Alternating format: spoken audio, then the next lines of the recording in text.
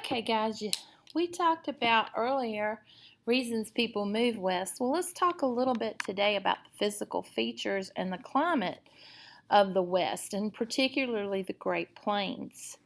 The Great Plains pretty much starts at the Mississippi River and goes west to the Rocky Mountains. These are the areas like South Dakota, North Dakota, Nebraska, Kansas, Oklahoma, a little bit of Texas, places like that. It goes from the Mississippi, so it's really, really flat, and then gradually it rises up into the Rocky Mountains. So that's why it says flatlands that rise gradually from east to west. Because these are flatlands, there's not a lot of trees on it. Like we see trees everywhere. If you go to the Great Plains area and you look around, there's hardly any trees at all. And that leaves open for, trees kind of deflect weather, like winds and stuff. And this is one of the reasons this area is really prone to tornadoes, because there's nothing to like deflect the wind. On the Great Plains, there's little or low rainfall every year. It's a very dry area, which is good for growing crops like wheat and barley and things like that, but it's not good for a whole lot of other things. The dirt is eroded constantly by the wind and rain because there's no, like the trees again, there's no root system to keep the dirt in place. So they have a lot of erosion. They actually had what was called the Dust Bowl in the 1920s and 30s, which was a horrible thing. So, and that goes to your dust storms caused by erosion. And when the dust storm comes, it's just like everything gets covered in dust. You breathe it, it's just in the air. Now, I told you on the last presentation to remember the acronym LARGE. This one is FLED. Flatlands, low rainfall, erosion, and dust storms. So if you can remember that word FLED, you should be able to remember the physical features. There's also new opportunities and technological advances that led to westward migration following the Civil War. New technologies like railroads, the mechanical reaper, opened up lands in the West for settlement and made farming profitable by increasing the efficiency of production and linking resources and markets. Basically, what this is saying, guys, is as new inventions were made, it really did help the farmers on the Great Plains.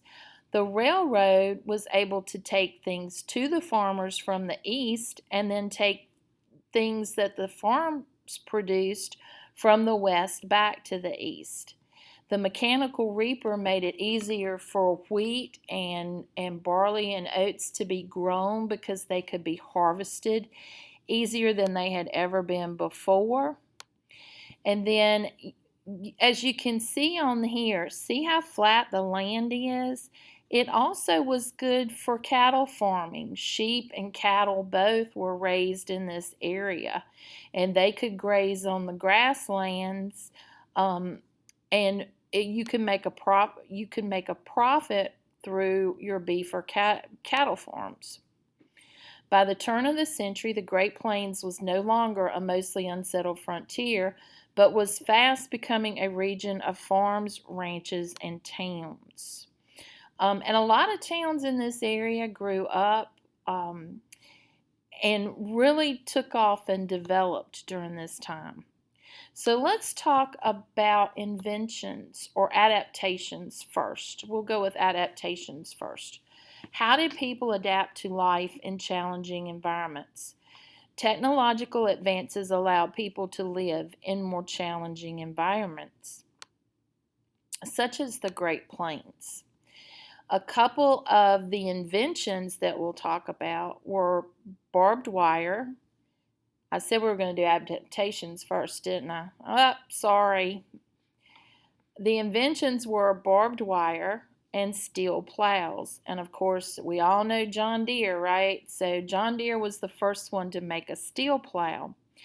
The prairie has a lot of grass on it, and it's kind of like what we know here as Bermuda grass. It's got really deep roots, and it really does take hold. And the plows that they had before the steel came along would break in these roots, and so you couldn't really get the land plowed and tilled for crops. John Deere took his invention and took out the wooden and the iron, and he made steel. Steel is much stronger, and it was able to cut through the roots of the grass. And with that invention, they were able to farm where they hadn't been before. Barbed wire was used to keep animals out, and I don't know if you know what barbed wire is, but it's a wire and it has like a twist to it, and it has two prongs on either side, and if an animal hits those prongs, it hurts, so they stay away from it. I don't think barbed wire is used a whole lot anymore, but it was used on the prairie, and there were actually some disputes that went along with, you know, cattle and sheep farmers don't really get along because of the way the animals are.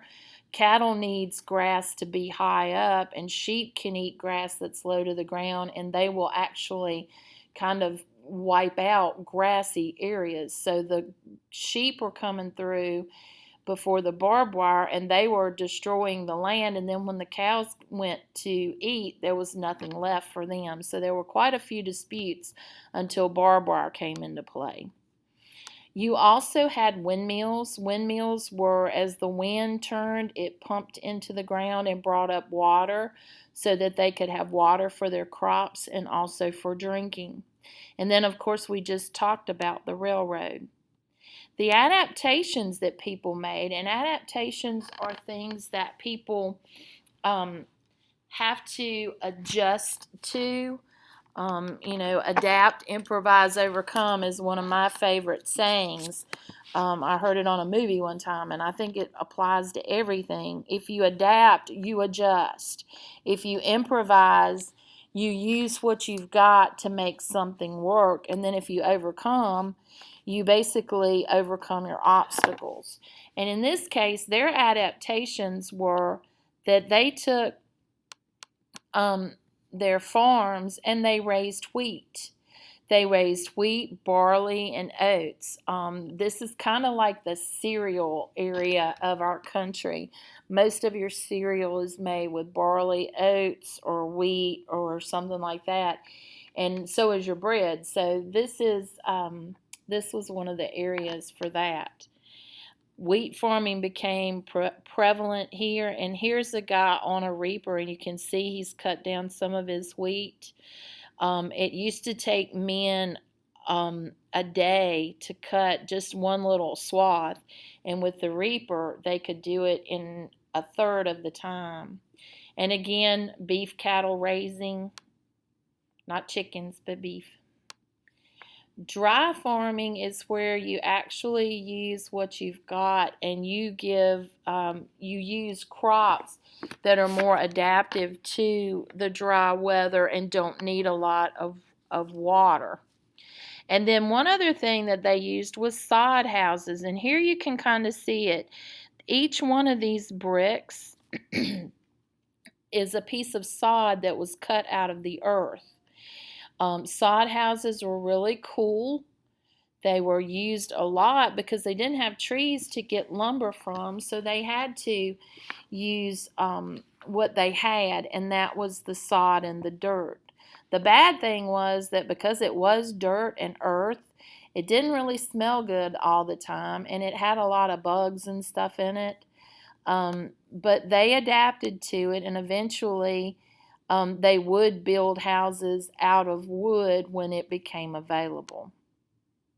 And wood that way would be something that would come from the east to the prairie on the trains. Okay, so see how that works?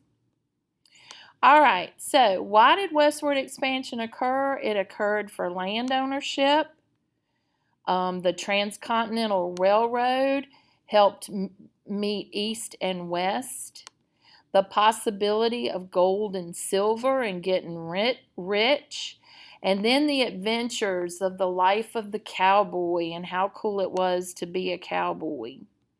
A new beginning for former enslaved African Americans.